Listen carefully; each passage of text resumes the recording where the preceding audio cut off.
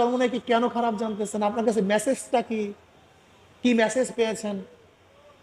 ইল্লাল্লাহ জিকির করে, ইল্লাল্লাহ জিকির করে চরমোনাই ওয়ালারা করে না, বুটটা আখানা দেওবানরা করে, জলি জিকির করে। জলি জিকির কি চরমোনাই ওয়ালারা করে না সিস্তিয়া সাব্বিয়া তরিকার যেখানে যেখানে শাখা আছে সবাই করে? দেওবন্দের এমন কোন আলেম নাই যারা জলি জিকির করে না, এমন কোন আলেম নেই, এমন কোন আলেম নাই। দেওবন্দের আলেমরা সবাই রশিদ আহমদ গঙ্গি রহমতুল্লাহ সাগরেদ, সবাই জোরে জোরে জিকির করে। সাত্তা মসজিদে জিকির হয় জমনের মতো জোরে, যা চিন্তাও করতে পারবেন না।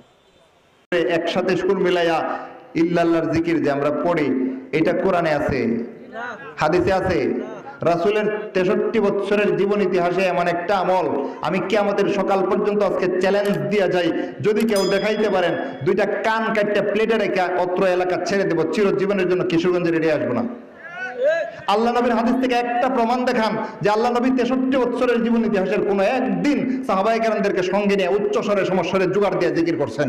একটা দলিল দেখান, চিরজীবন আপনাদের সামনে আর মুখ দেখাবো না।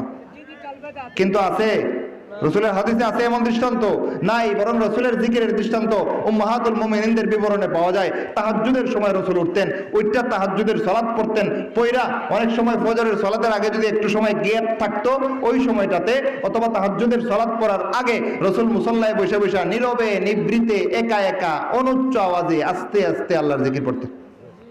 আছে না নাই হাদিসে?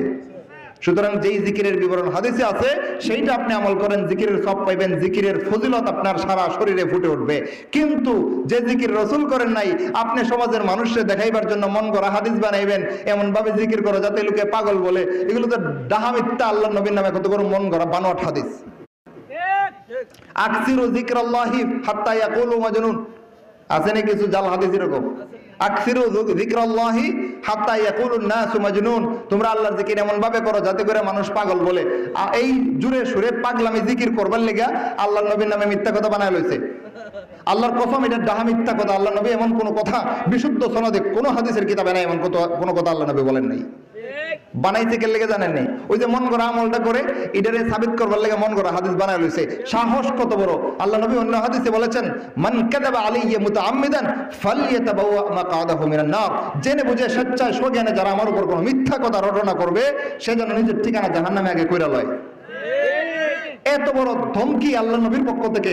রাসূলের নামে জাল হাদিস বানাইলে আল্লাহ নবী পরিষ্কার ভাষায় বলে দিয়েছেন সে যেন নিজের ঠিকানা আগে জাহান্নামে কইরা লয়। এত সত্য কথা বলার পরেও এরা হালকায় জিকিরের বেদাতকে সাব্যস্ত করার জন্য মন গড়া হাদিস একটা বানায় লইছে, কয় এমন ভাবে জিকির করো যাতে লোকে পাগল বলে।